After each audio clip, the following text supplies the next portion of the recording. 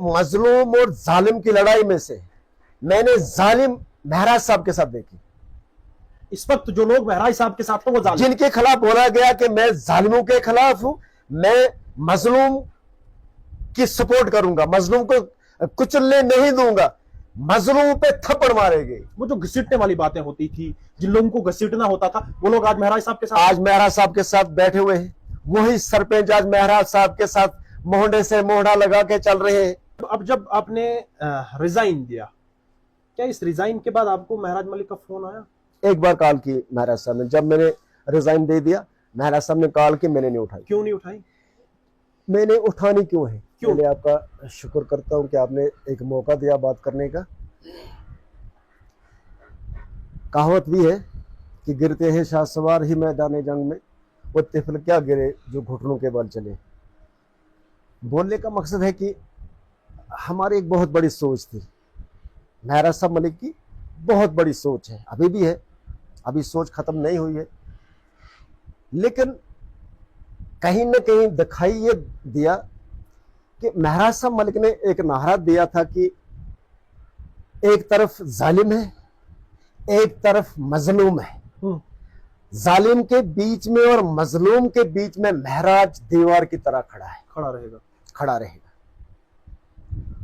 तो वो भाषण सुन के, वो सोच, हमने अपने सोच में हमने भी हाथ मिला लिया महराज साहब मलिक के साथ कि महराज साहब मलिक की सोच काफी अच्छी सोच है। इस सोच के साथ स्टेट जम्मू कश्मीर का बदलाव काफी देखने को मिलेगा।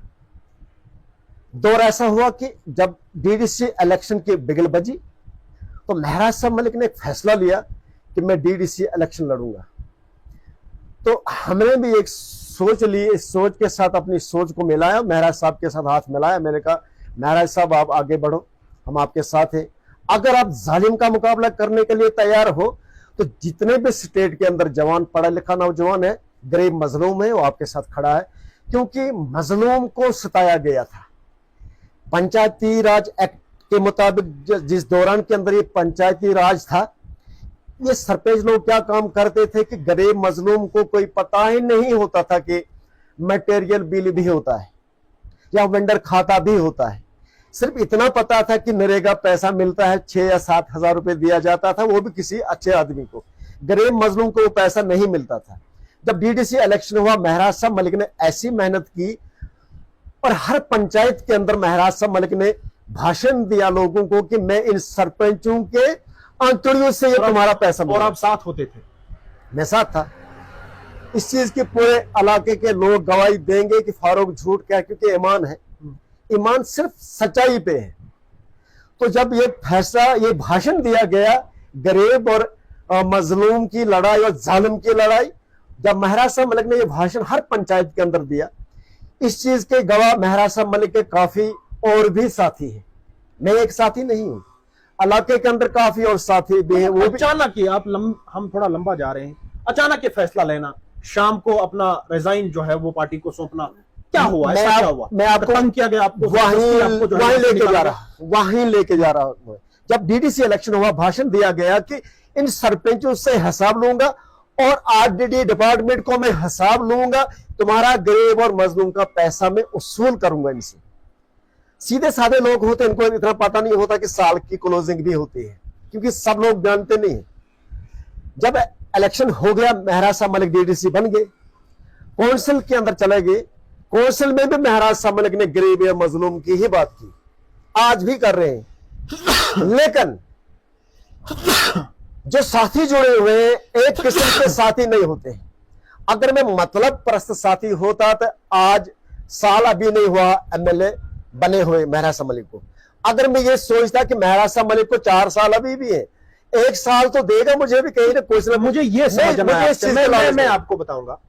मेरे प्रश्न का आपको जवाब ये देना है कि मुझे ये बताओ कि अचानक फैसला लेना, या तो आपको जबरदस्ती वहां से निकाला गया है, या फिर आप ऐसी बात कर रहे हो जिस बात से उन लोगों का नुकसान, उन लोगों को परेशानी आ रही है। मैंने मजलूम और जालिम की लड़ाई में से मैंने जालिम महराज साहब के साथ देखी। इस वक्त जो लोग महराज साहब के साथ हैं वो जालिम, जिनके खिलाफ बोला गया कि मैं जालिमों के खिलाफ हूं, मैं मजलूम की सपोर्ट करूंगा, मजलूम को कुचलने नहीं दूंगा, मजलूम पे थप्पड़ मारेंगे। वो जो घसीटने वाली बातें होती थी, जिन लोगों को घसीटना होता था, वो लोग आज महराज साहब के साथ, आज महराज साहब के साथ बैठे हुए हैं। वही सरपंच आज महराज साहब के साथ मोहड़े से मोहड़ा लगा के चल रहे हैं। जबकि मैंने इरफान को मना किया कि इन लोगों के साथ। इरफान कौन है? इरफान महराज साहब के साथ, वो भी मेरा जैसा ही वर्कर है। जब मुझे स्पोक्स पर्सन बनाया गया, वो अपने आप को बोलने लगा लोगों को कि मैं जी प्यारो हूं महराज साहब मलिक का काम चलाने के लिए। लेकिन चलाना चाहिए था गरीब और मजलूम का काम चलाना चाहिए था, ना कि उन लोगों का चलाना चाहिए था फाइलें, जिन लोगों की फाइलें चला रहा है वो। उन लोगों ने महराज साहब को 100% कोशिश की है कि महराज साहब कैसे हारेगा। उन लोगों के साथ है, जिन लोगों के साथ मुसल्लिक इरफान है। मैंने इरफान को मना किया, मैंने कहा इन लोगों का साथ छोड़ दिया। आपकी लड़ाई इरफान के साथ है या फिर महराज? मेरी लड़ाई इरफान साहब के साथ है। महराज साहब के साथ मेरी एक ही नाराजगी है, जब महराज साहब एमएलए हुए तो उसने मेरे साथ रब्ता खत्म कर दिया। वो क्यों? जब मैं फोन करने लगा, मैं कैमरे में बोल रहा हूं कि महराज साहब अगर मुझसे कोई खता हुई थी, कम से कम एक बार कॉल उठानी चाहिए। नहीं उठाने लगा आपके फोन? बिल्कुल नहीं उठाई, बिल्कुल नहीं उठाई। जानने की कोशिश मैंने जब भी महराज साहब को फोन किया, अपने फायदे के लिए कभी करता नहीं हूं। मैं गरीब का घर का हूं, मैं गरीब हूं।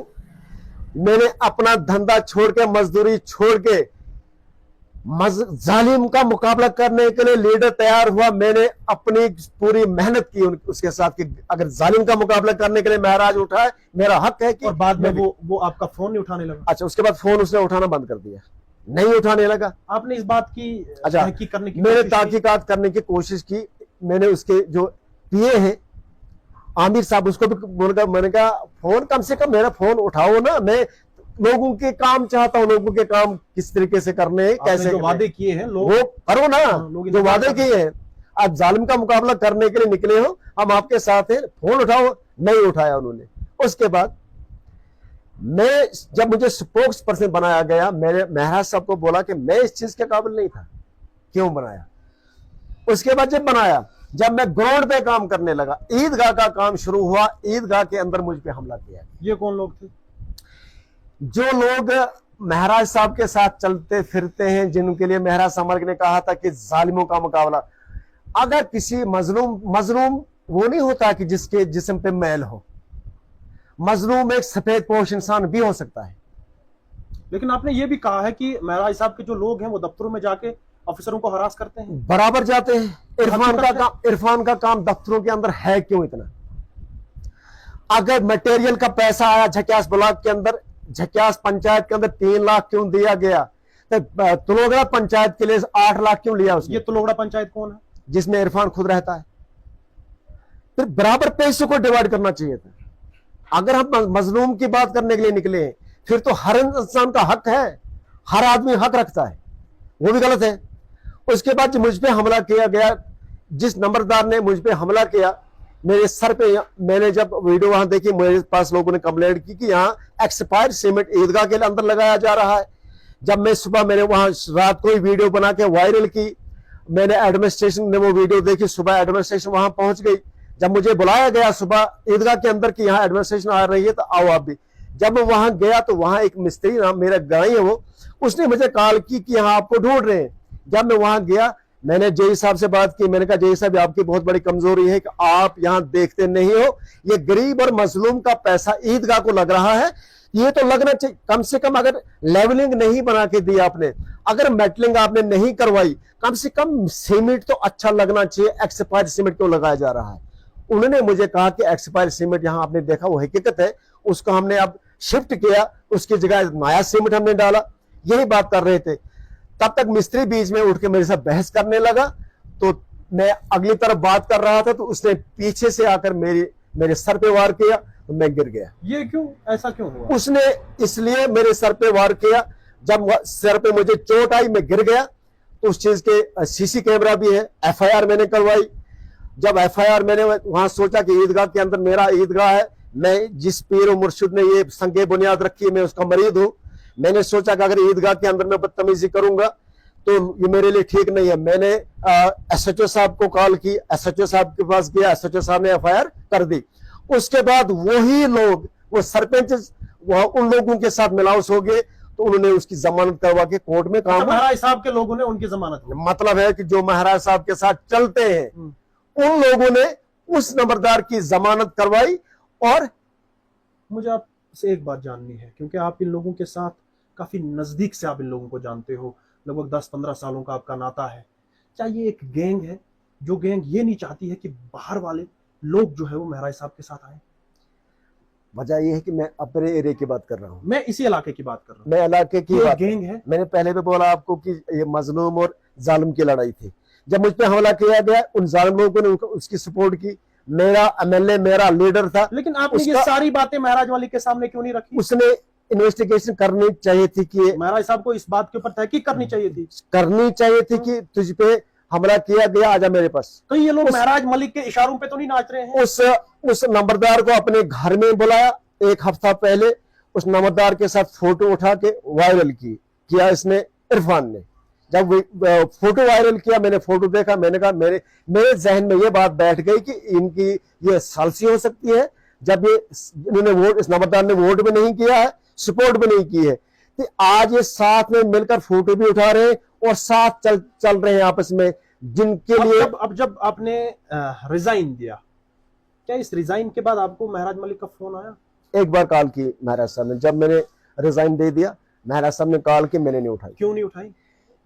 मैंने उठानी क्यों है? क्यों नहीं उठाई जरा? जब छोड़ दिया फोन उठाना क्यों? जब जरूरत थी मैं कॉल कर रहा था महराज साहब के लिए कि तेरे लोग, जिन लोगों ने तुझे वोट दिया वो मुझे कॉल कर रहे हैं जगह जगह से। जहां तक मेरी पहुंच थी वहां तक मैं काम करता था और करूंगा भी। मैं लोगों के काम नहीं छोड़ूंगा। एडमिनिस्ट्रेशन सुनती है, एडमिनिस्ट्रेशन काम करती है, इसमें शक नहीं है। अब तरीका होता है काम करवाने का, काम कैसे करवाना है। एडमिनिस्ट्रेशन तो काम करने के लिए ही है ना। क्या जो इन इलाकों में बताया गया, जिन बातों को सामने रखा जाता है, जो वादे किए जाते हैं महराज मलिक की जानिब से, क्या वो जमीनी सतह पे खोखले हैं? इस वक्त दिखाई दे रहा है ना, खोखले तो क्या है। जब महराज साहब मलिक अपने एक आदमी को हटा नहीं सकता, वो दफ्तर के अंदर गया, उसने एक गरीब पे एक सेक्रेटरी ने थप्पड़ मारा, तो फिर वो इरफान जाके वहां उस मसले को वहां हल क्यों किया? उसने उस सेक्रेटरी को क्यों नहीं पूछा कि गरीब पे तूने थप्पड़ क्यों मारा? उसने उस लड़के को कहा, गरीब मजलूम को, कि अगर तूने ये वीडियो वायरल की, अगर तूने किसी को बोला तो तेरा दिल बंद होगा। नहीं हरासमेंट करना चाहिए था उसको बोलना देना चाहिए था। उसकी आवाज, ये हालात है जमीनी सतह। मैंने ये समझा कि जब मेरा बोलना इन लोगों को ठीक नहीं लगता है, बोलते थे, जब इनको मेरा सच बोलना ठीक नहीं लगता है, मैंने ये मुनासिब समझा कि मैं इस्तीफा दूं, इस पार्टी से छुटकारा पाऊं। साफ तौर पर यह मालूम होने लगा है कि उस विधायक के साथ, जो विधायक बार बार ईमानदारी को सामने लाता है, उस विधायक के साथ जितने भी ईमानदार लोग हैं, सच बोलने वाले लोग हैं, वहां उनको धराया नहीं जाता है। बिल्कुल नहीं धराया जाता है। आज महराज साहब के साथ मैं उन्हीं लोगों को देखता हूं कि जिन लोगों के खिलाफ महराज साहब मलिक और हमने नारा दिया था, क्या वो लोग उसको फायदा देते हैं? हो सकता है फायदा ही नजर आता होगा अब, क्योंकि आप विधायक बन चुके हैं। जो लोग इस वक्त महराज साहब के साथ हैं, वो लोग महराज साहब को फायदा दे सकते हैं, बराबर दे सकते हैं। अब समझ आ गई महराज साहब का, मैं एमएलए बन चुका, अब विधायक हो गया, अब एमपी बनने की तैयारियां हो रही हैं। बनेगा एमपी? बनेगा क्यों नहीं, इस हिसाब से बनेगा, बराबर बनेगा, इस हिसाब से बनेगा, बिल्कुल बनेगा। जो आपके साथ हुआ, मेरे जाने से कोई फर्क नहीं इनको, मैं सब कुछ जानता हूँ। चलो, बहुत बहुत शुक्रिया वक्त देने के लिए और टाइम से बात करने के लिए।